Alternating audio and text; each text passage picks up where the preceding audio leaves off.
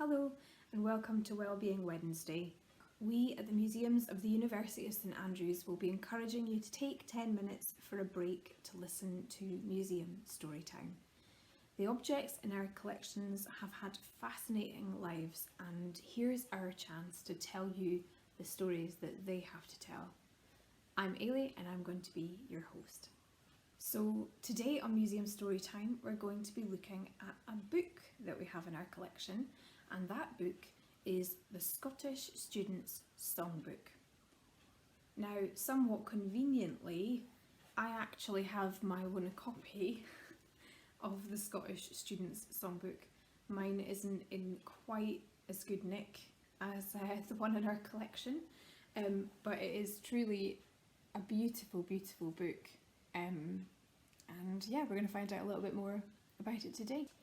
A committee called the Scottish Student Songbook Committee was set up in December of 1889, and their aim was to produce a collection of songs for use by students.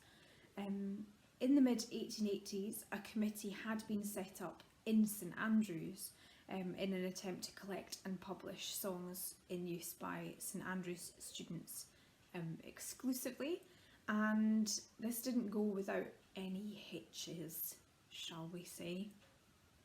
The plans of the St Andrews Committee were soon abandoned, and an inter-university committee was set up in its place.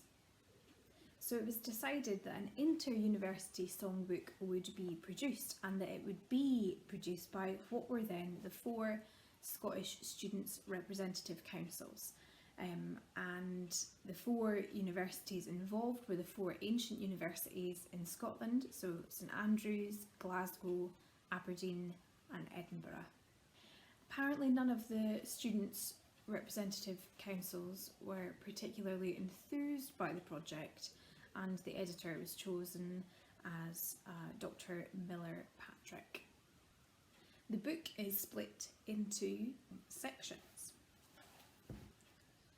The first song in the Songs of the Gown section is perhaps unsurprising to anyone who has been involved at the University of St Andrews or any other academic institution. It's the Gaudeamus, also fondly known as the Gaudi. The song is also known as Gaudeamus Igitur, a rough translation being "So let us rejoice." Its origins are apparently medieval. The book actually says in it, "Student Song of the Middle Ages."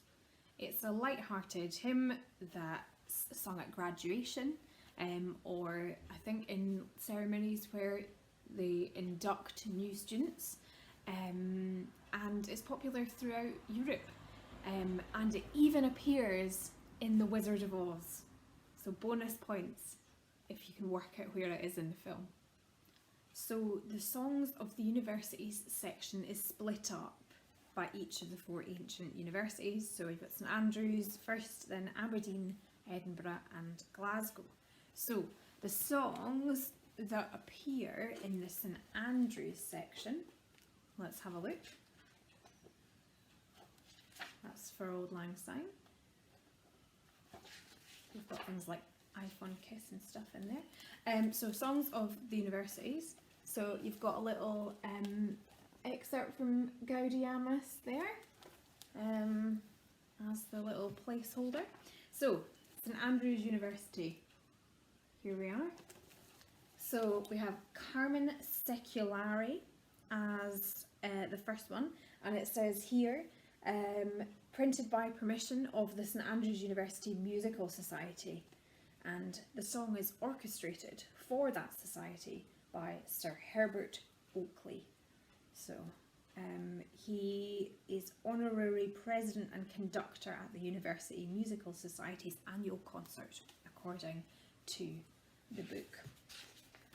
So after that you have the Prof's song, this one here, and there are excellent excerpts in here. It goes through in verses about each of the professors or the teachers at the university. So here's to the rector, here's to the Don of the Varsity, here's to the Prof of Humanity, here's to the Prof of Geometry, here's to the Prof of Philosophy, here's the Prof who has come to we to cram us in psychology. And then here's the Prof of Physiology, and here's to the Prof of Divinity. Interesting. So we then have another one which appears to paraphrase Carmen Seculari. Again, it's called Song of the Centuries. We then have the Country Parson's Lament, then Hore Andriani, and then the final one is called The Probationer's Farewell to St Andrews. So the first edition of the book went on sale in March of 1891, and it was a complete success story. The first run sold out in 3 weeks. Because the book was so popular, a limited company had to be formed, so it was called the Scottish Student Songbook Committee Limited, and further editions of the book were published in 1892 and 1897, and then several editions were produced throughout the 20th century, so it remained in use, and our book in the collection is one from the 20th century. So there was also a companion book published, and that's the British Students Songbook, and that was published in 1912. Amazingly, since it was published in 1891, there have been some 400,000 copies of this book sold. So on this Wellbeing Wednesday, I'm going to leave you with the final verse from the Probationer's Farewell to St Andrews, which seems quite apt at the moment, but don't worry, we'll all get back to St Andrews at some point soon. So here's the verse. Farewell, the shrill whistle is blowing the start. Farewell, ancient streets that must know me no more. Perhaps some kind heart may remember me there, some heart that has throbbed for me often before. Farewell, dearest comrades, in work and in play. I leave you behind me, it may be forever.